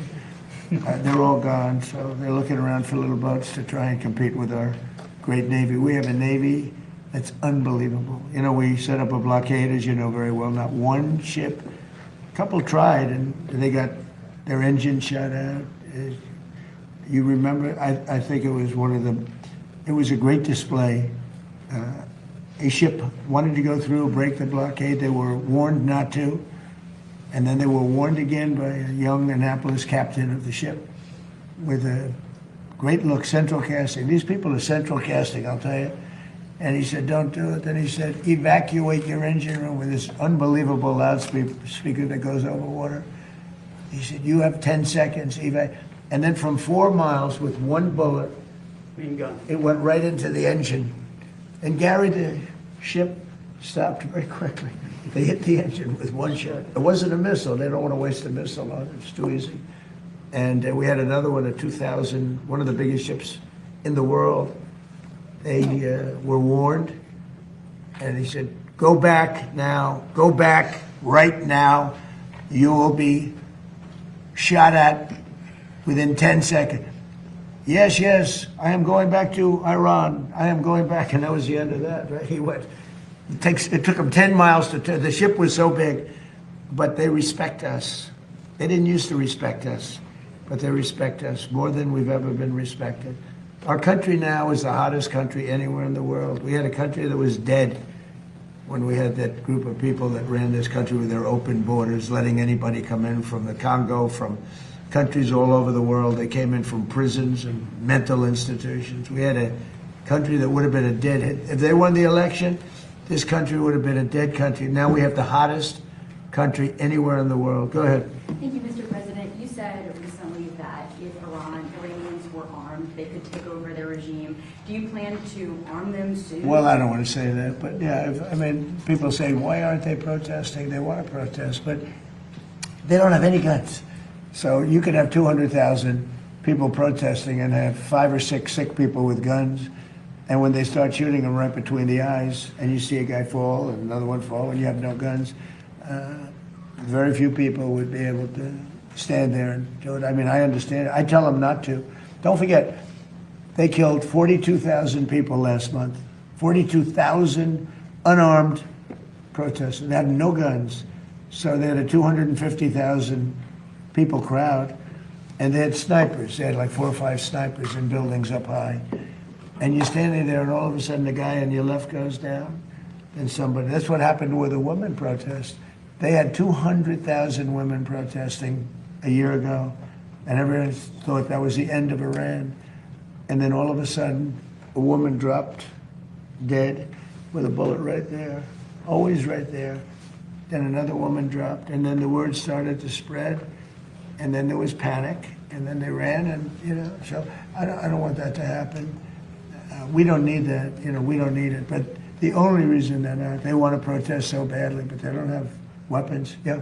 Thank you, Mr. President. Next week, you have a very important meeting with President Xi in Beijing. Secretary Bessent has said that a top priority on the agenda will be Iran. What do you hope to achieve with President Xi as it relates to Iran? Well, I have a very good relationship with President Xi. I find him to be a tremendous guy, and we get along well, and you see how we do. We're doing a lot of business with China and making a lot of money. We're making a lot of money. It's different than it used to be. But I'll be talking about, that'll be one subject. But he's been very nice about this, In all fairness, he gets like 60% of his oil from Hormuz, and I think he's been very respectful. We haven't been challenged by China. They don't challenge us, and he wouldn't do that. I don't think he'd do that because of me. But I think he's been very respectful.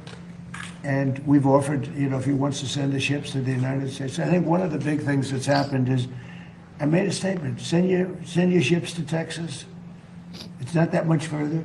Send your ships to Louisiana. Send your ships to Alaska. Alaska is actually very close to a lot of the Asian countries. People don't realize it, Japan is back and forth. It's like, it doesn't seem it, but it's a very short route. 2 days shorter than almost any other route.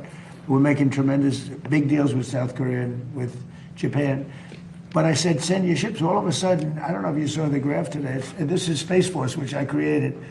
Space Force has, they just sent out some photos of the ships that are lined up all the way down the ocean like it's a highway. It looks like the Long Island Expressway for ships.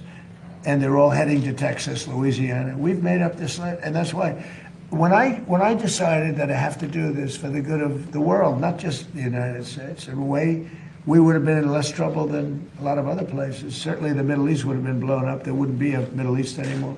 They would have taken over the Middle East. Now they're trying to survive, and they won't be successful unless they make a deal. Oh, if they don't make a deal, they won't be successful. They'll go very quickly and methodically. Believe me, it'll be very easy. But we have so many alternatives. It's amazing. And nobody knew this, because as an example, Japan got 90% of their oil, most of their energy, but most of their oil from the Hormuz Strait. South Korea got 43% of it. By the way, their ship was shot at. They were not in the cavalcade of ships. They decided to go it alone, and their ship got the hell knocked out of it yesterday. But they didn't shoot the ships that were guarded by us, I'll tell you that. We knocked down a lot of missiles. So what happens is that we have a situation where we have total control. As you know, the blockade's been amazing. It's like a piece of steel. Nobody's going to challenge the blockade. And I think it's working out very well. We're going to see.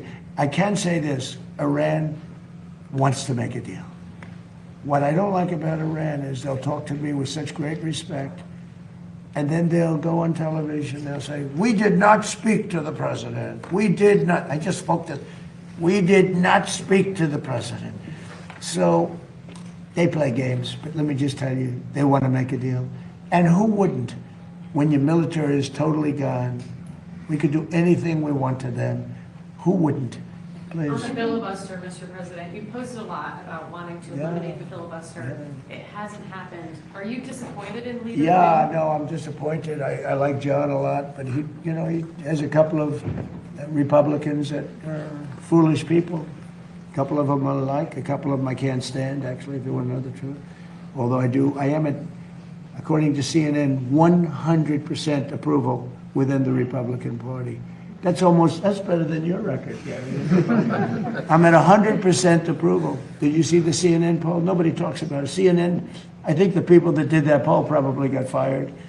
But within the Republican Party and MAGA, which is basically 100% of the party, I think, but 100%.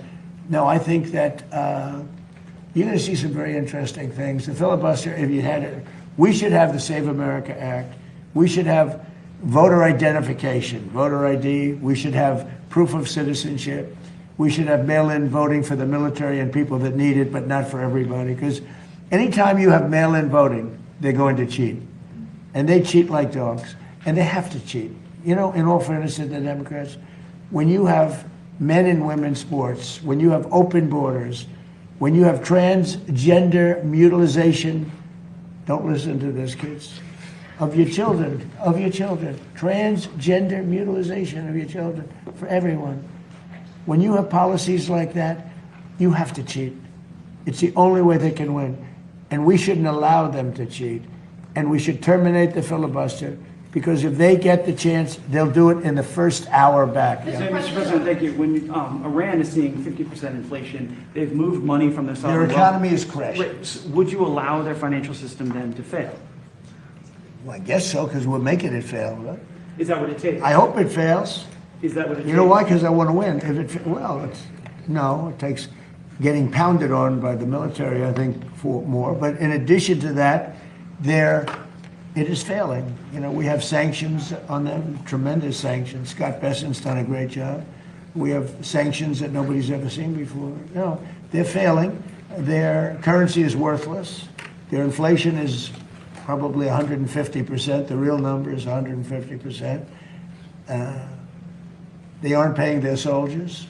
They can't pay their soldiers. The money is worthless. No, they should do the smart thing, you know. They should do the smart thing, and because we don't want to go in and kill people. We really don't. I don't want to. It's too tough. Great people. I know the people. I had so many Iranian friends from New York and from other places over the years.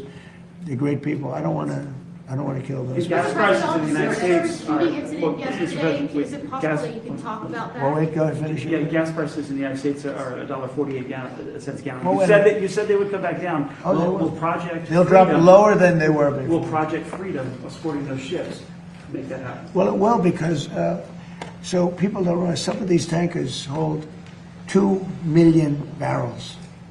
One of them holds 4. I think it's the largest one in the world. That sucker is big.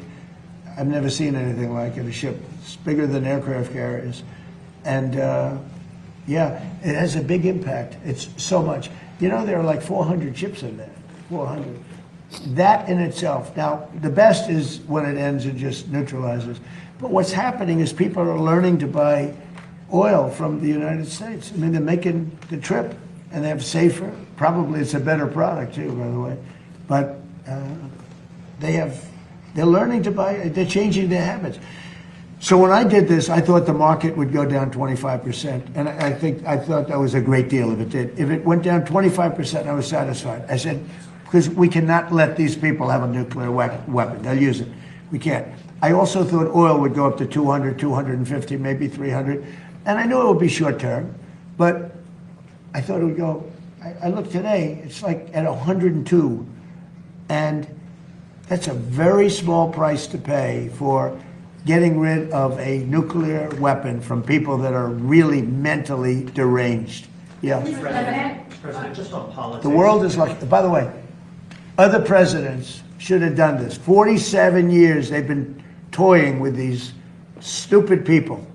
In many cases, stupid people. This should have been done by Obama. He went the other way. He was giving them cash. He sent plane loads of Boeing 757, took the seats out, and put green cash, $1.7 billion in the plane. Every bank in Virginia, D.C., and Maryland was stripped of their cash. They took out all the cash from the banks. They put it into a plane, a Boeing 757 packed with cash, and they flew it to Iran, and they let these guys just, I don't know what the hell they did with it, but they took it and then gave them billions and billions of dollars and bribed them basically to be friends. And after giving them tens of billions of dollars, they screwed Obama, okay? That's not the way we play. No, we do it the old-fashioned way. And they should wave. They're very proud.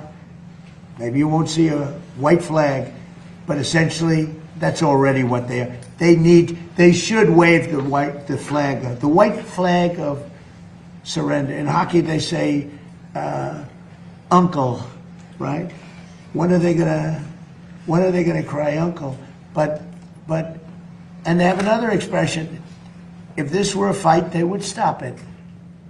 But you know, we have to go out and we have to do it, and it's very sad to see. Even shooting those boats, they've got 3, 4 guys. They got a little machine gun in front. They're shooting at one of our ships that's meant for it. It bounces, they don't even know they're being shot at.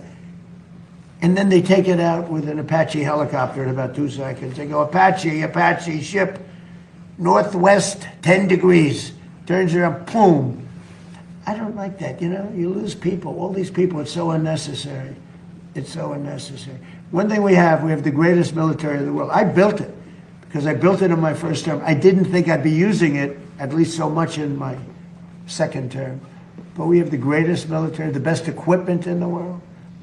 We had 111 missiles shot at one of our assets, one of the aircraft carriers, a week and a half ago, 2 weeks ago. Think of this, 111 sophisticated missiles shot at one of our aircraft carriers. And every single one of those missiles was shot down with no problem whatsoever. If you would have said that 10 years ago, 5 years ago, it would have been an impossibility. You would have had to take those shots. Every single missile was laying in the water far away. I mean, they weren't even upset. And they're the coolest people. If you ever see them, you know, Pete, when they do the missile, right? They say, missile coming, and these guys go, it's like almost like, they're very smart. These are extremely smart people. They go to very good schools, but they shot down, who would think they're like a needle in a haystack. 111 missiles shot. 111 missiles were knocked down into the water. Didn't even get close to the aircraft carrier. No, nobody has a military like this. Okay, a couple of more, and then I want to go out and watch these great athletes. I'm not talking about him and him and him. I'm talking about these kids, because I think you're going to be far better as an athlete than anybody behind you, okay? Do you agree? I think you're going to be a better athlete. What sport do you play? I play football. Oh, there you go. Do you think you're going to be better than him? You'll be faster. You're going to be so much faster than him. He's going to be like lightning. He was known for his speed, by the way. I don't know. I think pretty good. What sport do you play? I don't play sport because my mom didn't sign me up, but I'm trying to play gymnastics. Gymnastics? Oh, wow. That's a good sport. It's a great sport. What do you play? I do dance, but I also do volleyball. Oh, nice. Hey. Nice and tall to be a volleyball player. Amazing. What about you? Look at this guy, he's a big guy. Me, I'm doing football right now, and next year I'm going to be trying to do powerlifting. Oh, whoa. Yes, Whoa. all right, let's go. Whoa. That's awesome. And you'll never compete against women in powerlifting? No, sir. Did you see that they had a man powerlifter? And he decided to go the opposite direction. Took a record, stood for 18 years. He beat it by 119 pounds. Okay? They put the little quarter of an ounce. 18 years it stood. This guy he was a failed powerlifter. But he went on the other side and he decided that he wanted to go into women's sports, and he broke the record by 118 pounds. Think that's fair? So I don't think we'll have to worry about you. Yes, sir. You're going to do good. Are you a strong person? Yes, sir. Good. You think you can take me in a fight? I think you could. Hey, that would be embarrassing, right? How about you? What sport do you play? I play volleyball, and in the summer I'm trying to get into soccer. Wow. Wow. And with your height, do you smash the ball, the volleyball? You get up high? Can you jump high? Not very. Soccer might be better. I don't want to be. I'm just looking. I think she'd be a great soccer player. That's good. Good luck, okay? What about you? Hockey and golf. Well, and you know that guy, right? Yes. All right. You know that guy. Do you think you could be as good as him someday? Not easy. Better. Won't be better. And you play golf? This young man today, of all the young men I met, he had the best manners possible. He was a smile. I said, how are you? He looked me in the eye and he said, fine, thank you, sir. How are you? Not just good. Are you a good golfer? Yes. So what's your handicap? Do you have a handicap yet? 15. So this man is 90 years old. Do you think you could beat him? I'm betting on Gary. I'm betting on Gary. You will. Hey, you know what else? And he doesn't choke. That's a big thing. You know, a lot of guys can play, but the flag goes up and bad things happen. And I think being in good shape helps you in that respect too, Gary. You see, if it wasn't a cherished table, this is very historic. I could get on this table and do 50 push-ups like that. Most people can't do that, even when they're going in the army, right? Yes. So you've got to keep in shape. Yes, sir. And you tell everybody how you love this country. Yes. Okay? Good way to end. So we're going to go out. We're going to say hello to the athletes. We have young and great athletes. We also have some big superstars out there waiting for us. And thank you very much. And Bryson, thank you very much. You really took this and brought it to a level. And it's true. Biden and President Obama decided that it wasn't important, and they're so wrong. Thank you very much, everybody. Thank you, President. Thank you, President. Thank you, President. Thank you, President. Thank you, President. Well, that was wholesome. That was wholesome, ladies and gentlemen. Our verse of the day. We will never leave you without a verse of the day. And President Trump obviously making a very interesting, it's like a very interesting tone change there with Iran. You can tell that he simply wants that to be over with. And so do I. He wants it to be done. I want it to be done too. So let's pray for that to happen. With our verse of the day from Ezekiel 36. I will give you a new heart and put a new spirit in you. I will remove from you your heart of stone, and I will give you a heart of flesh. Now, ladies and gentlemen, that new spirit, you can always tell these people who've been saved. You can tell the people who have had a change in their lives. This is what makes Christ the King and the most powerful figure to ever live in all of human history, the absolute Son of God, is because you actually see everyone living for the better when they live for Christ. Judge people by their fruits. Don't judge them by their words. Words are dumb. I say dumb things all day and night. I say dumb things.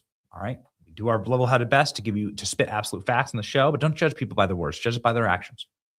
Okay. If their actions, if they actually are believers in Christ, then you will see their actions change. You will see changed people.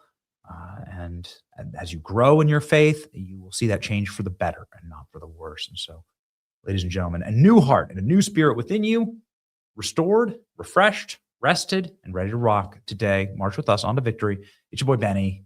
See ya. Benny Show, where the truth gon' be. Faith and freedom on your TV screen. Stand up strong, battle through the night. The Benny Show's here, bringing liberty to light. From the speeches to debates, Benny sharp like a blade. Cutting through the lies, watch the truth cascade. With the warrior's heart, this man never fades. You know it's prime time when Benny invades. From saving the nation to stories untold, the Benny Show's a storm, see the truth unfold. Stay in the loop, let freedom take hold. Salting all the libs, soul never sold. It's the Benny Show, where the truth gon' be. Faith and freedom on your TV screen. Stand up strong, battle through the night. The Benny Show's here, bringing liberty to light. Liberty to light. Bringing liberty to light. Liberty to light. Bringing liberty to light. From the speeches to debates, Benny sharp like a blade. Cutting through the lies, watch the truth cascade. With the warrior's heart, this man never fades. You know it's prime time when Benny invades. From saving the nation to stories untold, the Benny Show's a storm, see the truth unfold. Stay in the loop, let freedom take hold. Salting all the libs, soul never sold. It's the Benny Show, where the truth gon' be. Faith and freedom on your TV screen. Stand up strong, battle through the night. The Benny Show's here, bringing liberty to light. Bringing liberty to light. Bringing liberty to light. Bringing liberty to light. Bringing liberty to light.